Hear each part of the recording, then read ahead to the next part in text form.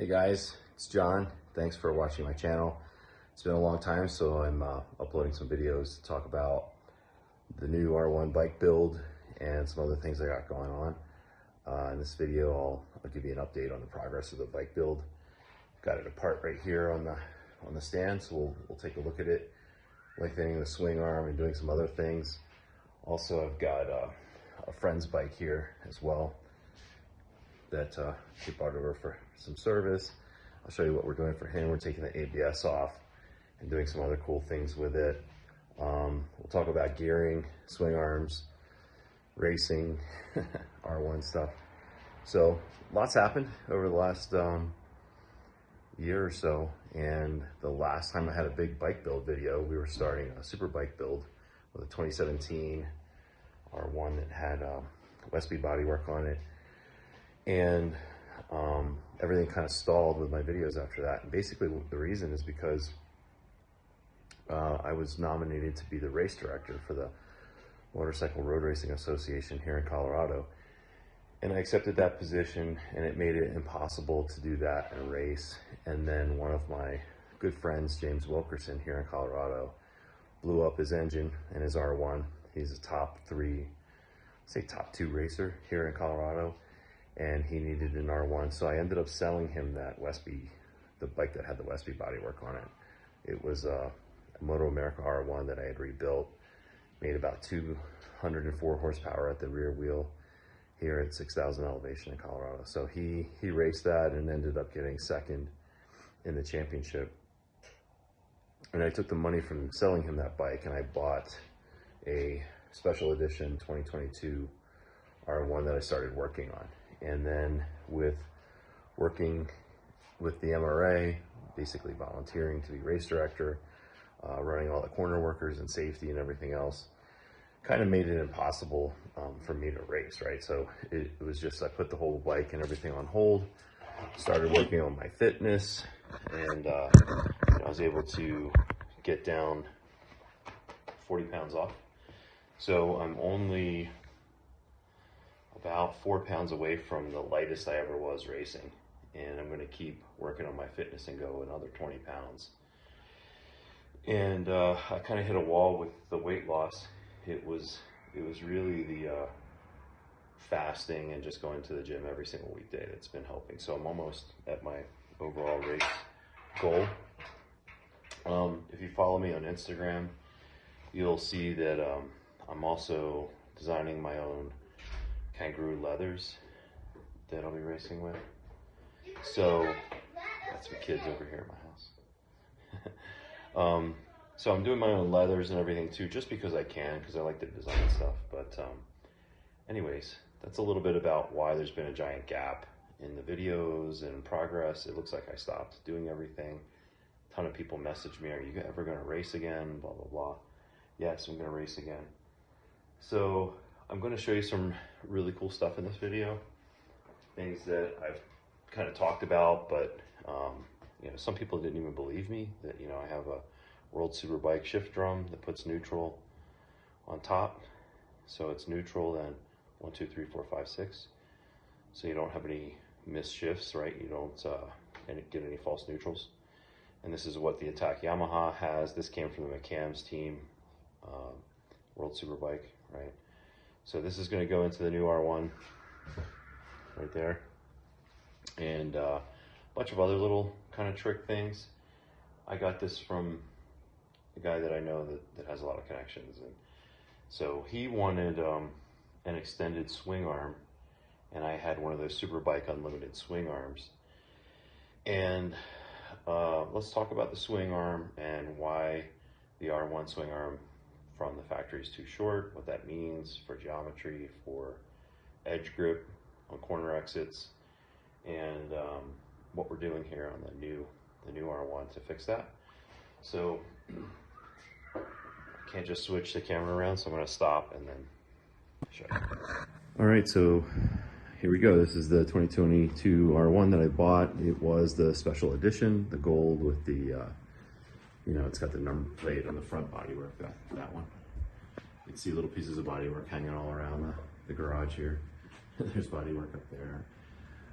So that's, and some people ask me, well, why'd you get the special edition if you're just going to take all the bodywork off? Well, the plan was to ride it on the street this year, you know, while I was doing some work with the Road Racing Association, and I just underestimated how much time that was going to take. It kept me so busy. But yeah, currently this bike has probably 300 miles on it. It's not even fully broken in yet. But we've got the Quadmoto wheels in the front. These are the same ones that I bought for the last super bike. Haven't really even ridden them yet, except on this one to break it in. When you buy the Quadmoto Apex 6 wheels, a couple things about these that are neat. Here's the rear one, right here, you can see it. They designed the spokes to look like the legs on the Isle of Man TT flag. It's kind of a cool little thing if you didn't know that. When I ordered these from Quadmoto, they said, well, John, do you want the oversized ceramic bearings like, you know, the Westby team uses? And I was like, does that cost more? And they said no. And I said, well, what's the advantage? And they said, well, we have a larger diameter bearing that's ceramic that has less drag.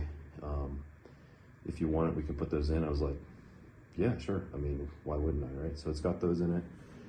This is a super light sprocket on here right now with titanium 12-point nuts on it. It's got a laser cut disc on it, right? Currently, it's got track day tires on it. These are the newer V3 Pirelli Super Corsa tires, which are amazing. I mean, they offer a ton of grip. I just put them on kind of to make the bike mobile. We've got a laser cut brake disc on there as well.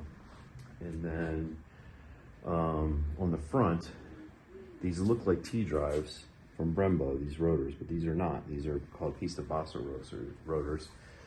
And the Pista Bassa rotors are 6.5 millimeters thick. So they're thicker than a T-drive rotor. They're really thick, you can see. And these are also narrow band, meaning they're not as tall. So this dimension is smaller for the endurance monoblocks that I have on here. These are brakes that came on the Moto America bike that I purchased. New, they're like $2,400 for each side. They have titanium pistons. They're amazing. And I've got Vezra RJL XX pads in there. I met the owner of Vezra and their family at the industry show last week in Vegas, and they have a new pad, some RJL like ZR or XR pad that just came out. I don't know. I'm gonna figure out what it is and get some. They said it's even better than the XX, so it's gonna be kind of cool to test that out. We've got a Gale Speed elaborate 19 by 18 brake master cylinder up here with a Stahlbus bleeder on it, which is a really cool feature. You take this off, and there's a this is a dust cap inside this bleeder, stainless steel. There's a spring-loaded ball bearing, and you can literally just pump this with a hose on it to bleed the brakes without using a vacuum. So really cool. Those are also on the calipers. You can see there's one right there on the top. And using those has been amazing. Once some of my friends saw those, they purchased them, and I helped them bleed their brakes, and it's like the best possible brake bleed you'll ever get is with those things. Moving around the bike, other things have been done. Got a titanium and nitrogen pressurized front damper. So the stock electronic damper is gone. This has the piston, the rod is titanium, and you adjust it right here on the end, and that's the front steering damper. It's the lightest steering damper you can get for the R1. The front stay is from Yart, the Yamaha Austrian racing team. If you go to yart7.com, you can buy these. And the plan was originally to get the Yart bodywork. And then I saw some folks that had it and they weren't real pleased with it. They said it was thin, it wasn't real great. So I ended up getting the AP Carbon bodywork, the whole set. You can see it up there. If you go to my Instagram account, you'll see what that bodywork looks like mounted. It's pretty amazing. And then the tank shroud, instead of just being on the back, maybe I can grab it here and show you without breaking things. Yeah, here, let's lay it down. You'll be able to see it better. The tank shroud goes over the entire tank, and it's really stable and solid, and the fit is phenomenal. I was really impressed with how it fits. The only thing I wasn't impressed with is You see I put some foam in here because when you slide this over the tank, it scratches it. So that's why there's duct tape on the tank, just so that when this goes over it, it doesn't scratch it. But you can see the weave is insane, right? It's really, really nice. So AP carbon out of Slovenia. You can buy it through Hot Bodies. That's where I got it. It's not cheap. Some people are like, well, why did you buy carbon bodywork if you're gonna race it? What happens if you crash? If you crash, you break it. Duh. But the reason I did that is because each time that I would get a custom paint job, it cost me over $1,000. So if I'm spending, I don't know, $1,500 or $1,800 on bodywork, and then $1,000 to paint it, I've got almost $3,000 in a set of bodywork. For that same money, I could have carbon.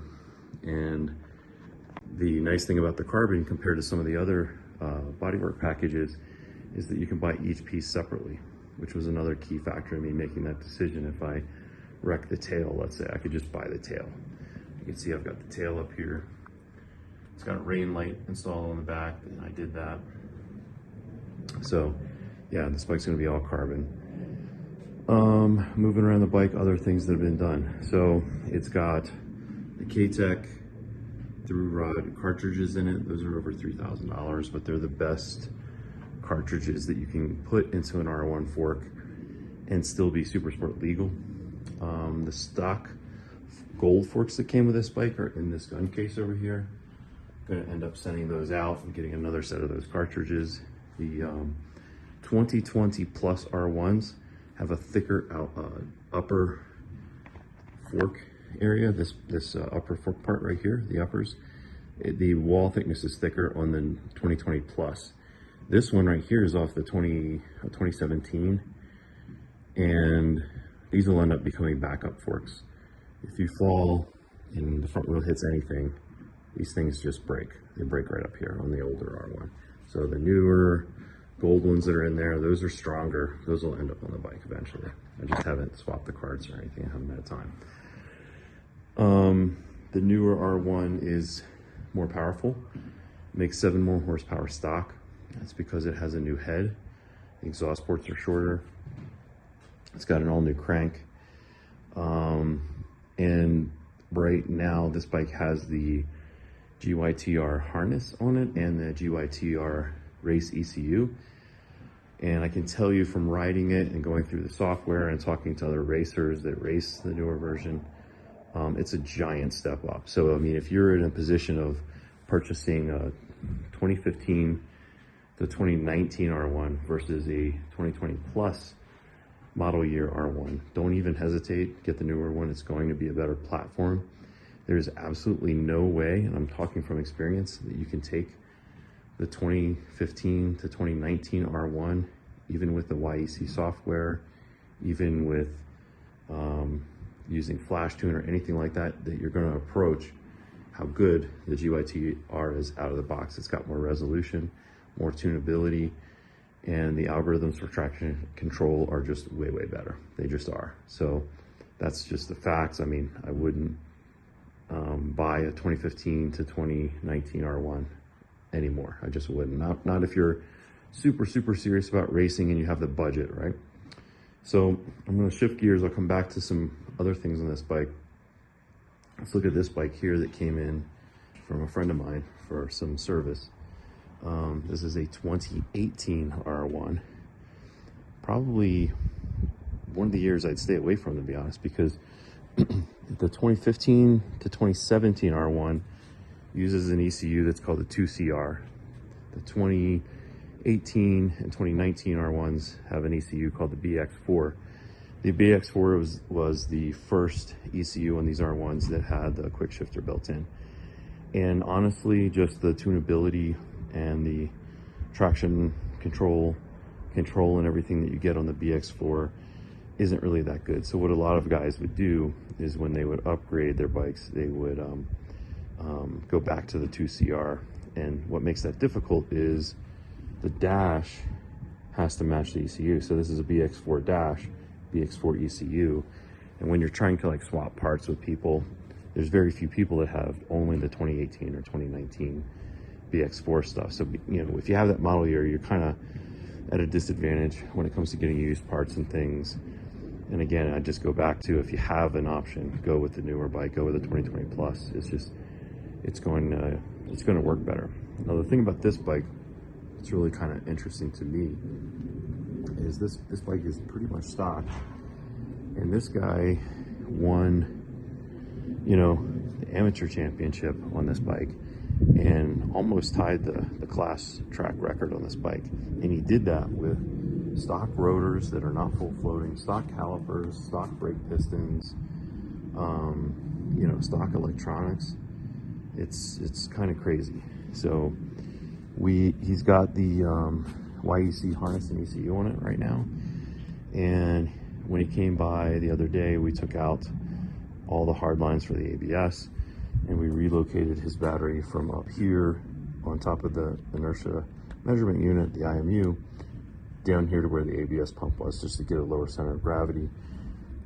You can see it's the raised harness because it puts the ECU way up here instead of on the side of the bike where it's vulnerable.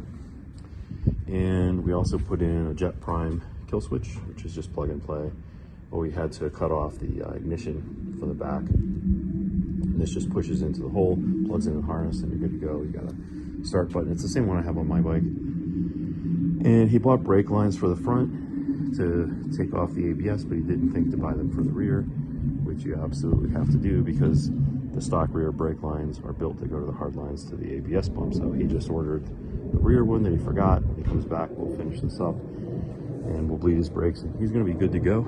He's going to race this in the premier class here in Colorado, you know, which says a lot about his riding skill for him to take a bike that's mostly stock like this, and it's not even the latest gen, and go out and compete against the, you know, the fastest guys here in Colorado. So pretty interesting, right? Pretty interesting bike. Talking about, let's see, some other things we can look at here. So this exhaust was ridden by Matthew Skoltz of the Westby team. I bought 4 of these, well, 2 full systems and 4 canisters from that team when they went to a new design. So this was off the 2017 Westby Moto America bike. And then if you look over here, I've got a bunch of spares, right? I got a whole other system. There's the headers and extra canisters from the team that I bought. And that's for a B bike that'll eventually get built. So it's the loudest exhaust I've ever heard in my life. It's insane. But love that. Went with the Yart rear sets.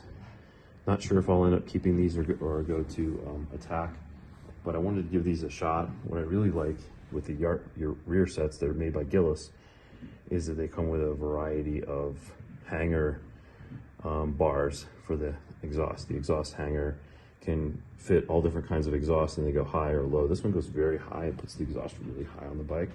It's like insanely high, and I love it. It gets it out of the way. These are completely rebuildable, and just the way they're built is really, really good. So I'm really impressed with those. The fans are on the bike, and one of the interesting things about that is that when you put the race harness on, it does not have a mechanism to use the fans. It even says in the race manual, get rid of the fans.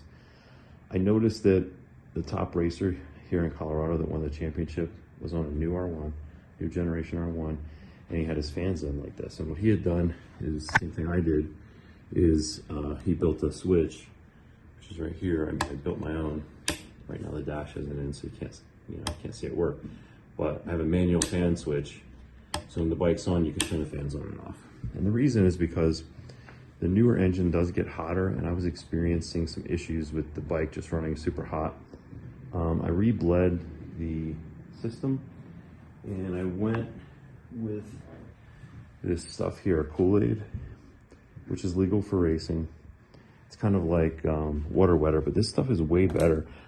Dustin Coiner from Track Days mentioned to me that they use this in California and they race out in the desert, and he noticed that when he went with this stuff that his temperatures would drop about 15 degrees.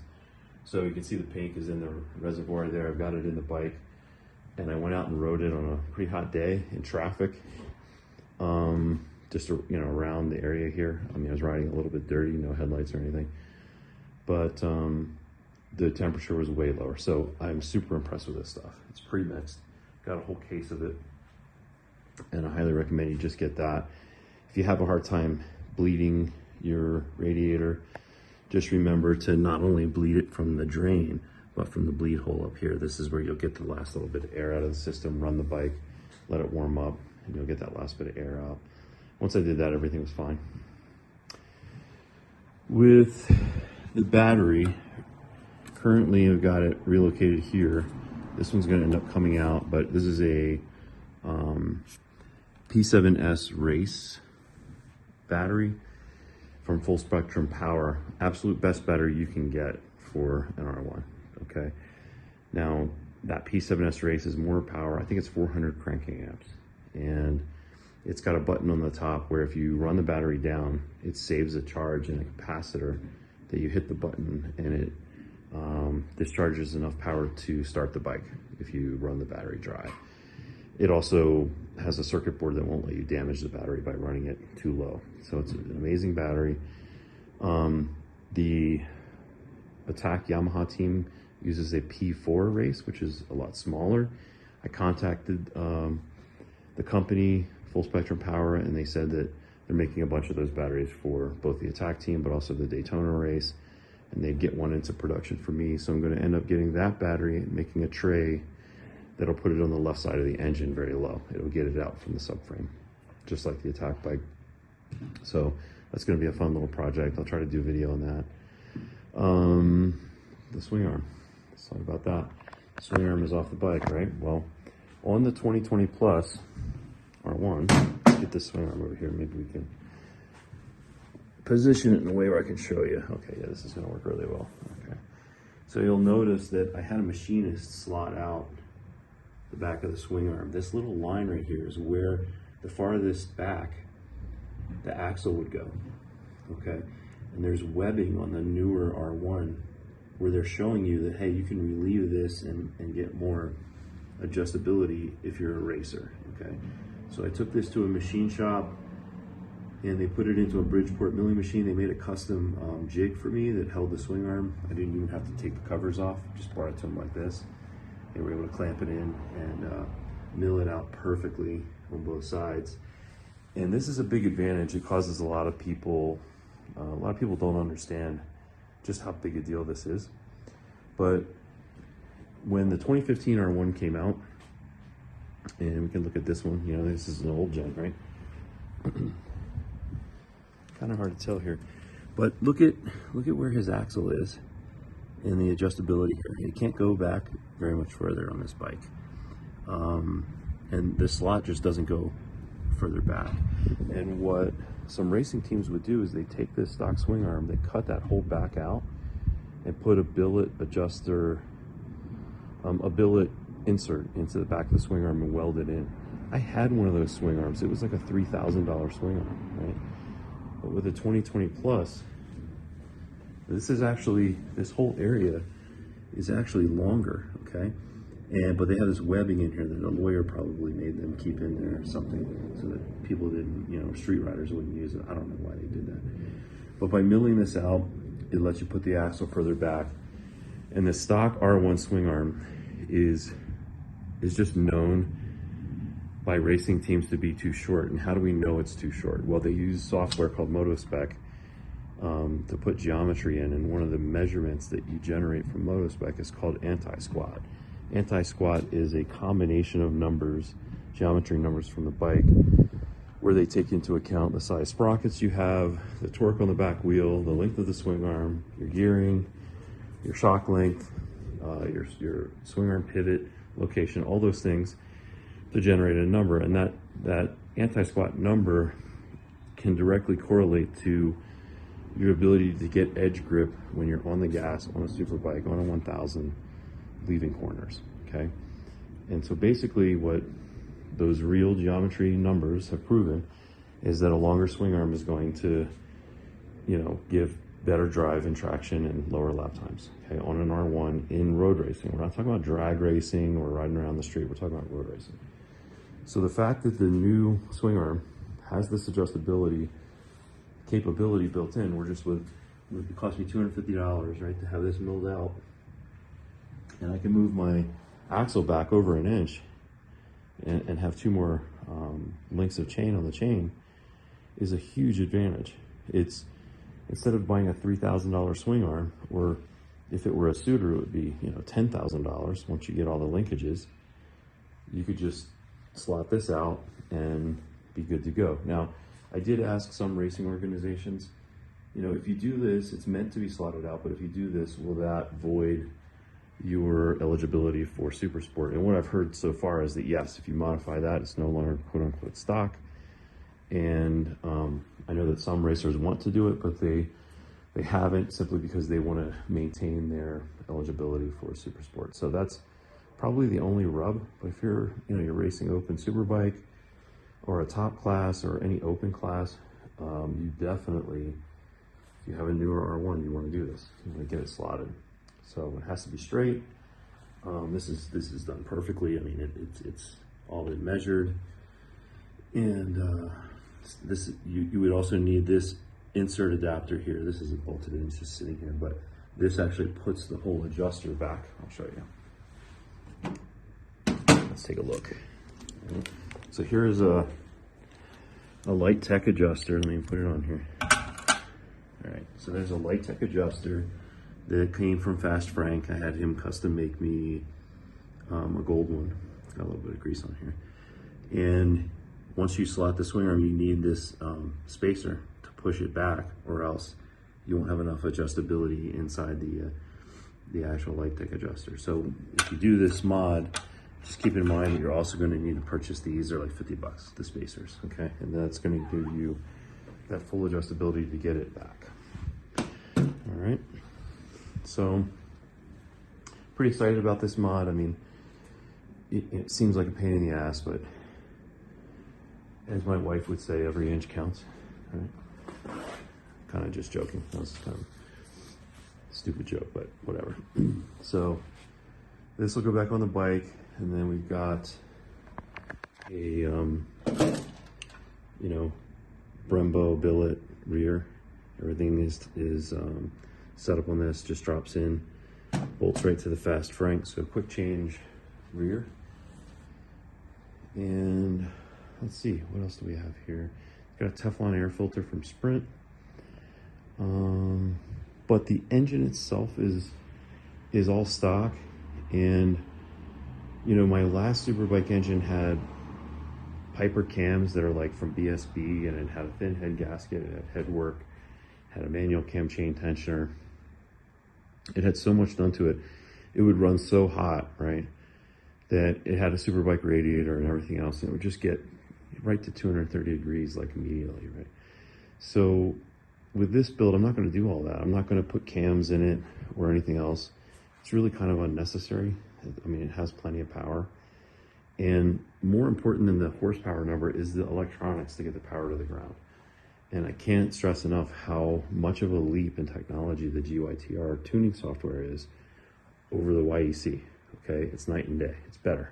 This bike is just going to do better lap times with the, if you know what you're doing with the electronics tuning. As far as the dash goes, I'm waiting on the AP carbon front stay. So back to this, I was hoping that this Yart one that I bought would match the AP carbon front end. It does not. So this will end up being a spare if I crash. This comes off, and the AP front stay is coming next week. This will come off, and then all the bodywork will go back on, and we'll kind of finish things up. The next step for the engine is to pull the engine out and install the World Superbike shift drum. Here it is again. So this is a, this is a custom-made shift drum, and it is plug and play. The little indentation that you see on the star here on the end, the one sort of point of the star that's rounded off, that's neutral. So this literally is completely milled out, made by hand. Like, this is all billet steel, and then it's WPC treated, which is a very special treatment. It's a company in California. Basically, imagine that it's like a kind of bead blast, but the beads are tiny, circular ceramic balls that also have moly and other additives, and they It doesn't change the dimensions of the part, but it makes it super slippery. So the plan is to take the engine out, install this, do this WPC treatment to the entire transmission, the cams, the crank, maybe add some bearings to it, you know, some ceramic bearings to the transmission, things like that. Change the gasket and put it back together. So the goal is reliability. The coating actually helps prevent cracking in parts by just evening out the microscopic surface of the metal. So we want to make this bulletproof. So we're going to do that kind of all over. As far as the rear suspension goes, let's look at this here. The kids are walking up here, so you may hear some noise, but this is a K-Tech DDS Pro shock. This is a pretty special shock to me. It was built by the late Lenny Albin at K-Tech for me. He died last November, a good friend of mine. He'll be missed. But he built this shock for me, and this is a DDS Pro shock. It has a bypass valve, custom bypass valve, custom spring stack from Moto America information, and sprung for my weight. And then instead of the hydraulic or manual preload adjusters, this has a pneumatic preload adjuster. So basically you hook up an air tank to this connector, it pushes the collar down, pushes the spring down, and then you can turn the collar for preload, and then you just disconnect the air and you're done. And the reason that the race teams use this is because it doesn't have any oil in it like the hydraulic system. It's much lighter and it's faster than a manual one. So it's really for racing. But can't say enough about K-Tech. I love these components. They've really, the first time I put a K-Tech shock, and I was using the IDS carts, the lower end carts, and I immediately went like a second and a half faster just putting those on the bike. Felt a little bit weird with the front jacked up, but on the brakes my geometry was better, and the damping was better, and the grip was better for corner exits. So I'm a big fan. If you like Öhlins better, I don't care. They're both good. Get what you like. But for me, I'm gonna always run K-Tech. It's just the bomb. And it's distributed by Orient Express Racing in New York. So you can go straight to them. You can buy a gun case for 15 bucks from Walmart, put your forks in, send them off, get the $1,100 IDS carts for your R1, and you will rock and roll. If you have the coin, these are spendy, but you get the through rod carts, and those are over $3,000, but they are a huge, huge advantage if you can afford it. A lot of people don't realize what all that is, the through rod technology, but basically in MotoGP and Moto2, all of the suspensions, the forks and the shocks in Moto2 and MotoGP are all through rod technology. So what through rod technology is just imagine a steering damper like this. Okay, so imagine a steering damper where you've got this rod and there's a valve on it, and as it moves through the fluid, that's where the damping happens. It's a direct damping with the valve attached to the rod. On a steering damper, when you adjust the damping, you're basically controlling how fast the fluid goes through the valve that's connected to the rod. But there's only one setting on this, right? So it's the same resistance in both directions. Now, if you were to take this and put two valves inside to control the damping in both directions, and then put a spring on it, that's a very crude way of imagining what a through rod shock or a fork cartridge does. And just imagine all of that in a unit that drops into your forks, and that's what's on the bike now. So why is that an advantage? Well, you're not pushing fluid all around a bunch of mechanisms to valving. It's much more direct and quick acting because of the way the system is, the valve is connected to the rod itself. So when you see a through rod shock, they look very different, very, very different from a normal shock. The kind of crazy part about this is that this is a standard DDS Pro shock. If this were the through rod shock, it's over $6,000. And what K-Tech did is they're bringing basically MotoGP suspension to the masses by offering a fork cartridge and shock combination that's under 10 grand, which gets it in the price restrictions of some racing organizations where the suspension can't cost over a certain threshold, right? Now, K-Tech does make a set of forks called the KTR5 that is, they're Superbike forks with the newer through rod damping built in, but those are $10,000 forks. I had a pair of the KTR4s, the earlier gen that I bought from Kyle Wyman, Moto America racer, and I got those, you know, working on my older Superbike. But I got to tell you, like, Superbike forks are a gigantic pain in the ass. Nothing fits. The triples don't fit. The damper doesn't fit. You have to get new wheel spacers. You have to space out your brake discs. You have to make your own front wheel speed sensor. It's a ginormous pain in the ass. And if you're not racing at the absolute highest level, especially if you're a club racer, I wouldn't even bother. I would just get the, you know, why spend 10 grand on one set of forks with minimal benefit when you could buy a used set of OEM forks for 700, put in really nice cars and have two of them. Because if you crash and you bend your forks, you're done, right? Well, for less money, you could have two sets of forks that dampen just as good, to be honest. So yeah, I mean, I'm over the whole Superbike forks thing. Yeah, it's sexy to look at, but in the real world, most people don't need it. And, you know, the guy that just won our series here in Colorado is running stock R1 fork outers with just Öhlins cartridges.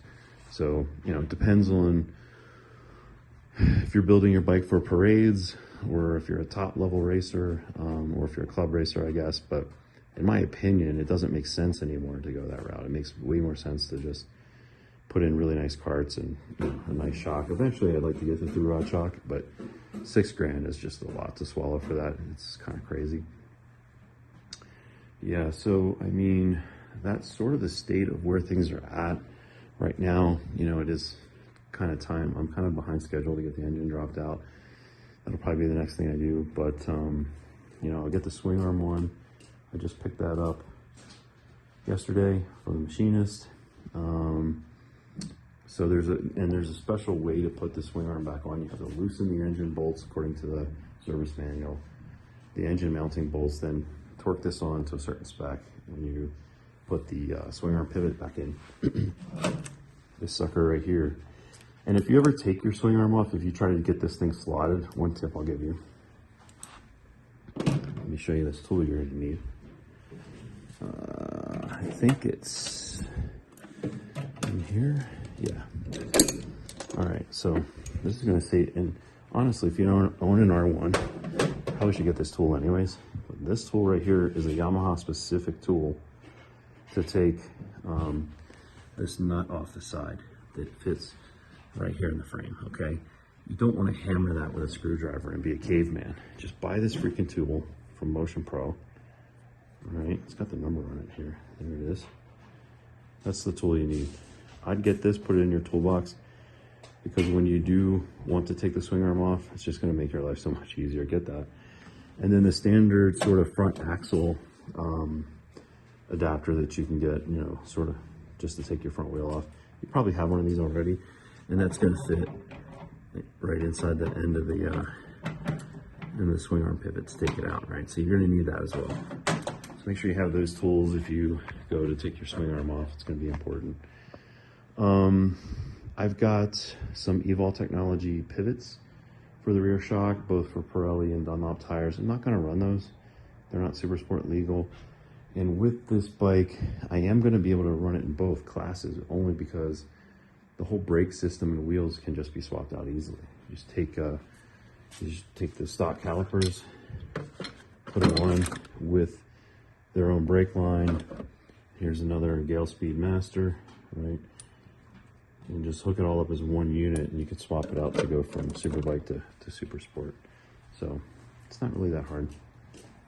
Some people are like, how are you gonna race both? It's like 10 minutes in the pits. It's no big deal. But the big question mark, of course, depends on what is done to the engine as well. So yeah, I mean, there's, what else is on here? It's got tack handlebars on it. This is the brake, this is the rain light switch, comes with the harness. And yeah, there's not much else to talk about at this point.